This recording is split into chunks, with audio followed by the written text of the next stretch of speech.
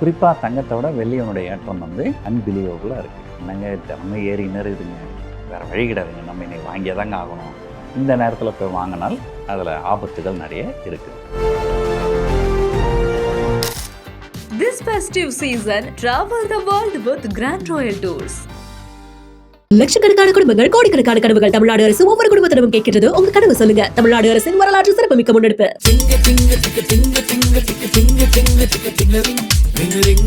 தங்கம் விற்கிற விலைக்கு என்னங்க தினமும் ஏறி இருக்குதுங்க, வேறு வழி கிடையாதுங்க, நம்ம இன்னைக்கு வாங்கியே தாங்க ஆகணும் அப்படின்னு இப்போ வாங்குங்க, அதுக்கப்புறம் இறங்கணும். ஸோ இதுதான் பிரச்சனை. சார் பொம்பளத்துலலாம் வச்சுக்கிறாங்க, கல்யாணம் பண்ணணும், அப்போ தங்கம் வாங்கி தானே ஆகணும். அவங்களுக்கு நீங்கள் என்ன சார் அறிவுரை சொல்லுங்கள்? நம்ம என்ன சொல்ல முடியும்? தங்கம் ஒரு 4 நாள் ஏறின்னு இருக்கு. அவன் நான் சொன்னேன், நான் இவ்வளோ அதிகமான விலை கொடுத்து தங்கம் வாங்கிறத விட காரணம் கொண்டும் நீங்கள் கடன் வாங்கி முதலீடு பண்ணக்கூடாது. அதுதான் முதல் பாடம். உங்களுடைய சேமிப்பு அப்படின்னு ஒரு பகுதி இருந்தால் நிறைய பேருக்கு அதுவே கொஞ்சம் கஷ்டம்தான். ஏன்னா வர சம்பளம் செலவு பண்ணுறதுக்கு குடும்ப நட்டத்துக்கே பத்தலை. சரி, அதை மீறி உங்ககிட்ட ஒரு சேமிப்பு அப்படின்னு இருந்ததுனால் எக்காரணம் கொண்டும் ஒட்டுமொத்த சேமிப்பையும் ஒரு அசட் கிளாஸில் போடாதீங்க. அதுக்கப்புறம் அந்த ஈக்விட்டின்னு போடுறதுலையும் கொஞ்சம் வந்து ரியல் எஸ்டேட்டு, கொஞ்சம் தங்கம், கொஞ்சம் பங்குச்சந்தை இப்படி பிரித்து போடுங்க. அதுலேயும் அப்பப்போ ஒரு ப்ராஃபிட் வரும்போது ஒரு பார்ஷியல் ப்ராஃபிட் புக்கிங் பண்ணுங்கள். ஸோ இந்த மாதிரிலாம் ஒரு டிசிப்ளினாக பண்ணிங்கனால் பெருசாக லாபம் வராது. ஆனால் எப்பவுமே எது சரியான அணுகுமுறைனா, உங்ககிட்ட பணம் இருக்குது அப்படின்னு சொன்னால் அதில் ஒரு பகுதியை பங்குச்சந்தையிலையும் ஒரு பகுதியும் தங்கத்திலையும் போடுறது அது சரியான அணுகுமுறை. ட்ரம்ப் ஈரான் மேலே போர் தொடுக்க போகிறேன்றாரு, டென்மார்க் மேலே போர் தொடுக்க போகிறேன் அப்படின்றாரு. ஒரு நேரத்தில் 3 நாட்டு கூட போர் தொடுக்க போகிறேன்றாரு. அது வந்து உண்மையான போர். மற்றபடி இந்தியா கூடவும் சைனா கூடவும் எப்பவுமே வர்த்தக போர், எங்கே பார்த்தாலும் போர் அப்படின்னும் போது தங்கம் விலை ஏறுது. சிறு முதலீட்டாளர்கள் முக்கியமாக புதுசாக மார்க்கெட்டுக்குள்ளே வந்தவங்க என்ன விஷயங்கள் பண்ணவே கூடாது? அதாவது எனக்கு எதுவுமே பங்கு சந்தைக்கு வர்றதே பண்ணக்கூடாது அப்படின்னு சொல்லுவேன் நான். தங்கம் வெள்ளி சார்ந்து தான் அடுத்த கேள்வி இருந்தது சார். நம்ம பார்த்தோம் ஒரு கட்டத்தில் அபரிமிதமாக ஏறிக்கிட்டே இருந்தது, அப்புறம் ஒரு பாஸ் கொடுத்தது. இப்போ திரும்ப பார்த்தீங்கன்னா தினம் தினம் வந்து காலையில் மார்க்கெட் ஓப்பன் ஆகும்போதே ஒரு நியூஸ் வந்துருது சார், இன்றைக்கி வந்து சில்வர் வந்து இவ்வளோ ஏறி இருக்குது, அதே மாதிரி கோல்டு வந்து ஆல் டைம் ஹை அடிச்சிருக்கு அப்படின்னு சொல்லி. இது வந்து ஒரு பாஸ் இருக்கும், இல்லை ஒரு கன்சாலிடேஷன் ஃபேஸில் இருக்கும்னு நினச்சவங்களுக்கு இது ஏறிக்கிட்டே இருக்குது. நிறைய பேர் இந்த டிஜிட்டலாக முதலீடு பண்ணுறத கொஞ்சம் குறையட்டுமே அப்படின்னு பார்த்தவங்களுக்கு இப்போ ஷாக்காக இருக்குது, ஏன்னா ஏறிக்கிட்டே இருக்குது அப்படின்னு சொல்லிட்டு. இது சார்ந்து எப்படி இருக்குது சார்? ஏறும்போது அது ரொம்ப ஏறி போச்சு, நம்ம கொஞ்சம் இறங்கட்டும், நம்ம அப்புறம் வாங்கலாம் அப்படின்னு வெயிட் பண்ணும்போது இன்னும் ஏறும். இன்னும் ரொம்ப ஏறி போச்சு, இன்னும் கொஞ்சம் நேரம் வெயிட் பண்ணுவோன்னா இன்னும் ஏறும். என்னங்க தினமும் ஏறி இருக்குதுங்க, வேறு வழி கிடையாதுங்க, நம்ம இன்னைக்கு வாங்கியே தாங்க ஆகணும் அப்படின்னு இப்போ வாங்குங்க, அதுக்கப்புறம் இறங்கணும். ஸோ இதுதான் பிரச்சனை. ஏற்றம் வந்து என்ன சொல்கிறதுனா அன்பிலீவபுளாக இருக்குது. குறிப்பாக தங்கத்தை விட வெள்ளியினுடைய ஏற்றம் வந்து அன்பிலீவபுளாக இருக்குது.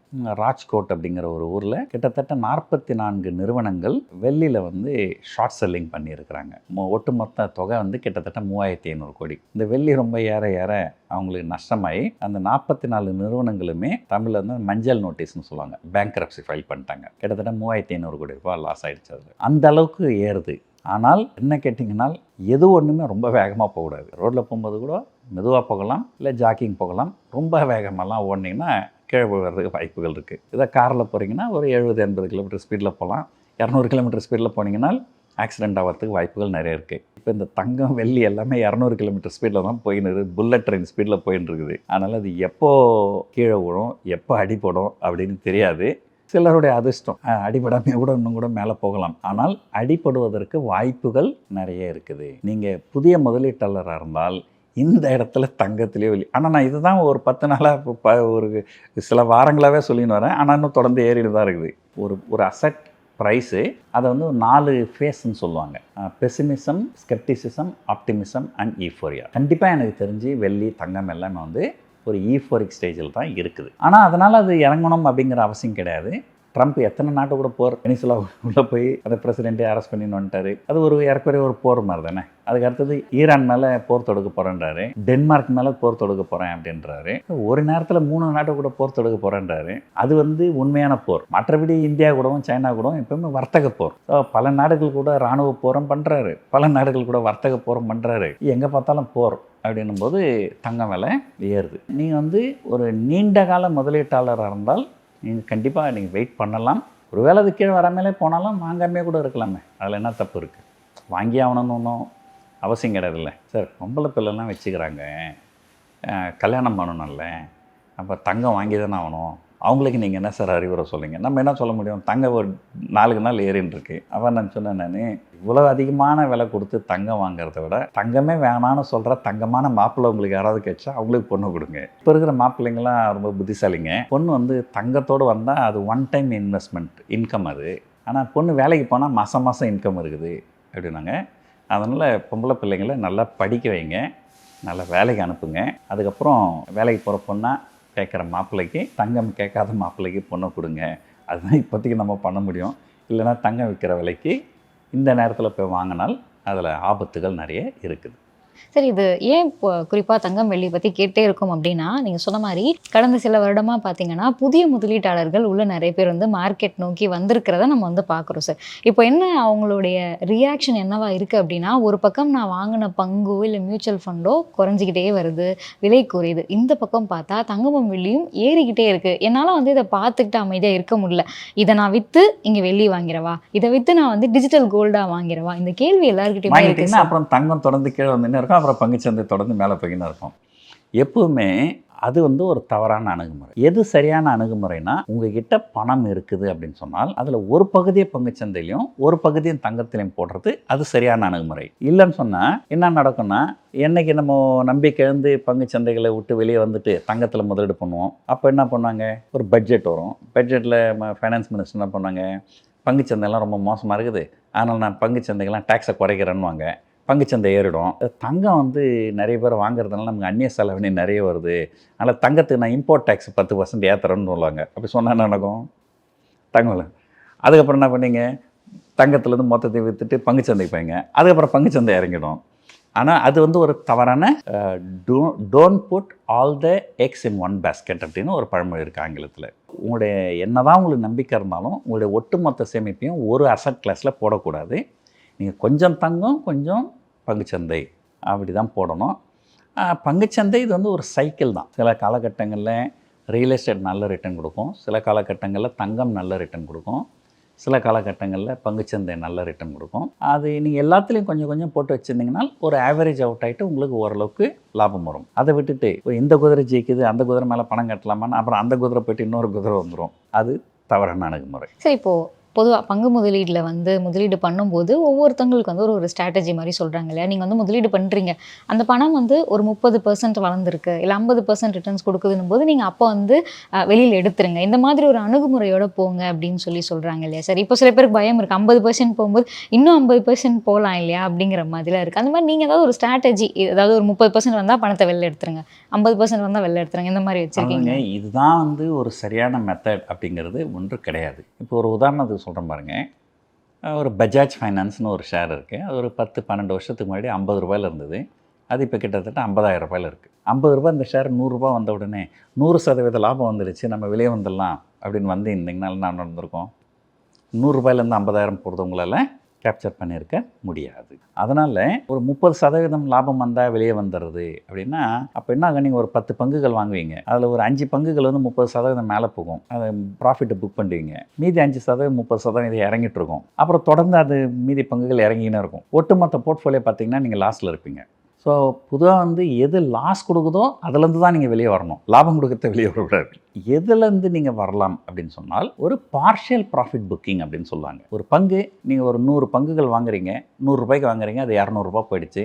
சரி, 50 பங்குகளை விற்றுருங்க. இதுனே நீங்கள் போட்ட பணம் வந்துருச்சா, அப்போ மீதி இருக்கிற 50 பங்குகள் வந்து உங்களுக்கு ஃப்ரீ தானே, அதை அப்படியே விட்டுடலாம். அதே போல் பஜாஜ் ஃபைனான்ஸ் நீங்கள் 50 ரூபாய்க்கு வாங்கி 100 ரூபா வரும்போது பாதி பங்குகளை விற்றுட்டு இருந்தாலுமே மீதி இருக்கிற பாதி பங்கு வந்து 50,000 ரூபாய் போயிருக்கும் இல்லையா. ஆனால் நமக்கு தெரியாது, அப்போ நமக்கு தெரியாது அது 50,000, அது 50,000 போகுமா 50 ரூபா போகுமா நமக்கு தெரியாது. இந்த அன்சர்டனிட்டி இருக்குது. அதனால தான் நீங்கள் வந்து பங்குகள் வந்து நீங்கள் சொல்கிற மாதிரி ஒரு 30%, 50% அது உங்களுடைய வசதிக்கு ஏற்ற மாதிரி வரும்போது ஒரு பார்ஷியல் ப்ராஃபிட் புக்கிங். நம்ம ஒரு 100 பங்குகள் வச்சுக்கிறோன்னா ஒரு 20 பங்குகளை விற்றுடலாம். சரி, இன்னொரு 30% போதா இன்னொரு 20% விற்கலாம். ஸோ மேபி இன்னொரு 30% மேலே போகுதா இன்னொரு 20, ஸோ 80% விற்றுலாம். அந்த கடைசி 20% மட்டும் நம்ம அப்படியே வச்சுக்கலாம். அது எவ்வளோ மேலே போனாலும் அதை கேப்சர் பண்ணலாம். ப்ராஃபிட் புக்கிங் அப்படின்னு வரும்போது பார்ஷியல் ப்ராஃபிட் புக்கிங் தான் பண்ணணுமே தவிர ஃபுல் ப்ராஃபிட் புக்கிங் நீங்கள் பண்ணக்கூடாது. அப்படி இல்லைன்னா என்ன நடக்கும், எல்லா நல்ல பங்குகளும் உங்கள் போர்ட்ஃபோலியோந்து வெளியே போயிட்டுருக்கும், எல்லா மோசமான பங்குகளும் உங்கள் போர்ட்ஃபோலியோ அப்படியே உட்காந்துருக்கும்.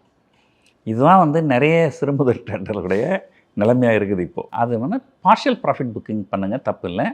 அது 30% 40%ன்றது அது நீங்கள் முடிவு பண்ணீங்க. அது அந்த ஒரு பொருளாதார நிபுணரும் கரெக்டாக இதுதான் கரெக்டானு சொல்ல முடியாது. சரி, இப்போ வந்து ஒரு பதட்டமான ஒரு சூழல் தான் இருக்குது. சிறு முதலீட்டாளர்கள் முக்கியமாக புதுசாக மார்க்கெட்டுக்குள்ளே வந்தவங்க என்ன விஷயங்கள் பண்ணவே கூடாது?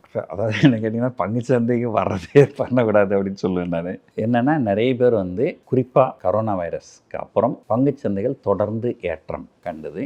இந்த ஏற்றம் கண்டதுனால நிறைய பேர் என்ன நினைக்கிறாங்க, நம்ம ஏன் கடன் வாங்கி முதலீடு பண்ணக்கூடாது. நம்பர் 1, காரணம் கொண்டும் நீங்கள் கடன் வாங்கி முதலீடு பண்ணக்கூடாது. அதுதான் முதல் பாடம். 2வது, ஏதாவது ஒரு சோஷியல் மீடியா போனீங்கன்னா, ஃபேஸ்புக்கு, இன்ஸ்டாகிராம் போனீங்கன்னா, என்ன மாதிரியே ஒரு ஃபோட்டோ இருக்கும், இல்லை என்ன மாதிரியே ஒரு வீடியோ இருக்கும்.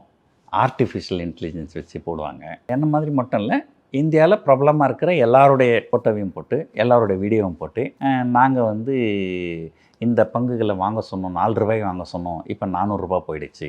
அப்போ என் பேரில் அந்த மாதிரி வருது. பிஆர் சுந்தர், கல்யாண் ஜுவல்லர் நான் 4 ரூபாய்க்கு வாங்கினேன், இப்போ 600 ரூபா போயிடுச்சுன்னு. அதில் உண்மை என்னென்னா, அந்த கல்யாண் ஜுவல்லர்ன்ற ஷேர் 4 ரூபாய்க்கு வந்ததே கிடையாது.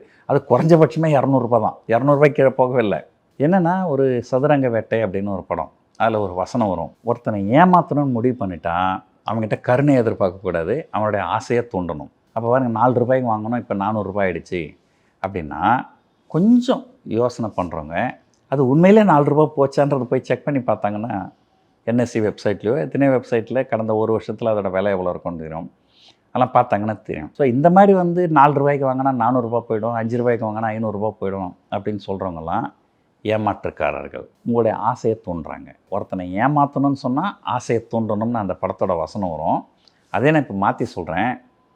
உங்கள் ஆசையை ஒருத்தர் தூண்டுறாங்கன்னா உங்களை ஏமாத்துறதுக்கு முடிவு பண்ணிட்டாங்கன்னு அர்த்தம். இந்த ஏமாற்றணுன்ற எண்ணம் இருக்கிற யாருமே, ஏமாற்றக்கூடாது அப்படிங்கிற எண்ணம் இருக்கிற யாருமே உங்கள் ஆசையை தூண்ட மாட்டாங்க. தெரியல, உங்களுக்கு திறமை இருந்தால் நீங்கள் நேராக முதலீடு பண்ணுங்கள், இல்லைனா மியூச்சுவல் ஃபண்டில் போடுங்க. எவ்வளோங்க கிடைக்கும்? மியூச்சுவல் ஃபண்டில் போட்டால் என்னங்க, பேங்க்கில் போட்டால் ஒரு 8% கிடைக்குதுன்னா இதில் ஒரு 10-12% கிடைக்கும் அப்படின்னு சொல்கிறவங்க வந்து, அதாவது மருந்து வந்து கசக்கும், ஆனால் மருந்து வந்து உடலுக்கு நல்லது. அந்த மாதிரி சிலர் சொல்லும்போது, ஏன்னா நிறைய பேர் அவன் கடனே வந்து 15% 20% வட்டிக்கு கடனை வாங்கிட்டு இங்கே வந்து அது 200% 300% வந்தால் லாபம். ஸோ அந்த மாதிரி ஏமாறாதீங்க. நேற்று கூட ஏதோ ஒரு செய்தியில் பார்த்தேன், இந்த டிஜிட்டல் மூலமாக ஏமாத்துறது ஒரு சில சிறிய நாடுகளுடைய ஜிடிபி அளவுக்கு இருக்குதான், அந்த அளவுக்கு பணம் ஏமாறுறாங்க. நம்மள நிறைய செய்திகளில் பார்க்குறோம். இவர் 30 கோடி ஏமாந்தார், அவர் 32 கோடி, எல்லாம் கோடிக்கணக்கில் தான். என்னோடய ஃபோட்டோவை போட்டு ஒருத்தன் ஏமாற்றிருக்கிறான், ஒருத்தரை 29 கோடி ரூபாய். இதை ஒரு போலீஸ் அதிகாரி என்னுடைய நண்பர் அவர் சொன்னார், சார் உங்கள் பேரை சொல்லி 29 கோடி ஒருத்தன் ஏமாற்றிக்கிறான் சார். நீங்கள் போய் கேட்டாலே யாரும் 1 கோடி கொடுக்க மாட்டாங்க, உங்கள் ஃபோட்டோ போட்டு அவனை 29 கோடி ஏமாற்றிக்கிறான். ஸோ அதிகமாக ஆசைப்படாதீர்கள். அதை நான் இன்னும் அழகாக சொல்கிறேன் பாருங்கள், தமிழோட நான் ஆங்கிலத்தில் சொல்கிறேன்.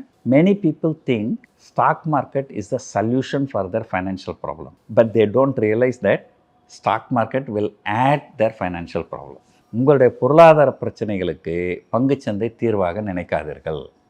அப்படி நினச்சிங்கன்னா உங்களோட பிரச்சனைகளை பங்குச்சந்தை அதிகமாக ஆக்கும் அப்படின்றது தான் என்னுடைய கருத்து. ஸோ இது வந்து 2வது. 3வது, எந்த உங்களுடைய சேமிப்பு அப்படின்னு ஒரு பகுதி இருந்தால், நிறைய பேருக்கு அதுவே கொஞ்சம் கஷ்டம்தான். ஏன்னா வர சம்பளம் செலவு பண்ணுறதுக்கு குடும்ப நத்தத்துக்கே பத்தலை. சரி, அதை மீறி உங்ககிட்ட ஒரு சேமிப்பு அப்படின்னு இருந்ததுனால், எக்காரணம் கொண்டும் ஒட்டுமொத்த சேமிப்பையும் ஒரு அசட் கிளாஸில் போடாதீங்க. அதை 2ஆக பிரித்து டெப்ட்டு ஈக்விட்டி, ஒரு காம்பனண்ட் டெப்ட்டில் ஒரு காம்பனண்ட் ஈக்விட்டியில் போடுங்க. அதுக்கப்புறம் அந்த ஈக்விட்டின்னு போடுறதுலையும் கொஞ்சம் வந்து ரியல் எஸ்டேட்டு, கொஞ்சம் தங்கம், கொஞ்சம் பங்குச்சந்தை, அப்படி பிரித்து போடுங்க. அதுலேயும் பங்குச்சந்தைக்குன்னு போடுற பணத்துலேயும் கொஞ்சம் லார்ஜ் கேப்பு, கொஞ்சம் மிட் கேப்பு, கொஞ்சம் ஸ்மால் கேப்பு அப்படி போடுங்க. அதுலேயும் அப்பப்போ ஒரு ப்ராஃபிட் வரும்போது ஒரு பார்ஷியல் ப்ராஃபிட் புக்கிங் பண்ணுங்கள். ஸோ இந்த மாதிரிலாம் ஒரு டிசிப்ளினாக பண்ணிங்கனால் பெருசாக லாபம் வராது, ஆனால் பெருசாக நஷ்டமும் வராது. அதுதான் சார். வரும் வாரம் பொறுத்த வரைக்கும் நம்முடைய பங்குச்சந்தை எப்படி ட்ரேட் ஆகும் நம்ம எதிர்பார்க்கலாம்? ஸ்பெக்குலேஷன் அஹெட் ஆஃப் த பட்ஜெட்டுக்கு முன்னாடி ஏதாவது ஒரு ஸ்பெக்குலேஷன், அதாவது என்ன சொல்லுவாங்கன்னா, எப்படியும் ஏதாவது உள்ளே நடக்கிற விஷயம் யாருக்காவது வெளியே தெரிஞ்சிருக்கும். ஸோ அவங்க மூலமாக வந்து பங்குச்சந்தைகளுக்கு வருவாங்க. ஸோ அவங்க வந்து ஒரு பொசிஷன் பில்ட் பண்ணுவாங்க. அந்த மாதிரிலாம் எதிர்பார்க்கலாம். என்னை பொறுத்த வரைக்கும் நீங்கள் டெக்னிக்கலாக மார்க்கெட் இந்த இப்போ வந்து ஆக்சுவலாக ஷார்ட்டில் இருக்குது. ஆனால் 25,400 அப்படிங்கிறது ஒரு பெரிய சப்போர்ட்டாக இருக்கும். எதனால் அதை சொல்கிறேன்னா, கடந்த 2 மாதங்கள் உடைய லோ பாயிண்ட் வந்து 25,400. மேலே வந்து நம்ம ஏற்கனவே பேசின மாதிரி 26,000 ஒரு ரெசிஸ்டன்ஸ் இருக்குது. அதுக்கப்புறம் 26,300 ஒரு பெரிய ரெசிஸ்டன்ஸ் இருக்குது. கடந்த 3-4 நாட்களாக பார்த்திங்கன்னா ஒரு 250 புள்ளிகள் மேலே போகுது, 250 புள்ளிகள் கீழே வருது. இந்த வோலாட்டிலிட்டி வந்து ரொம்ப அதிகமாக இருக்குது. இந்த வோலாட்டிலிட்டி இன்னும் சில நாட்களுக்கு தொடரும் அப்படின்னு தான் எனக்கு தோணுது. பார்ப்போம் என்ன நடக்க போகுதுன்ட்டு. சரி, இந்த வாரம் நம்ம நிகழ்ச்சியில் கலந்துக்கிட்டு எங்களுக்காக நிறைய விஷயங்கள் பகிர்ந்துக்கிட்டீங்க. Thank you so much for joining. This festive season, travel the world with Grand Royal Tours. லட்சக்கணக்கான குடும்பங்கள் கோடிக்கணக்கான கனவுகள் தமிழ்நாடு அரசு ஒவ்வொரு குடும்பத்தினரும் கேட்கிறது. உங்க கனவு சொல்லுங்க. தமிழ்நாடு அரசின் வரலாற்று சிறப்புமிக்க முன்னெடுப்பு.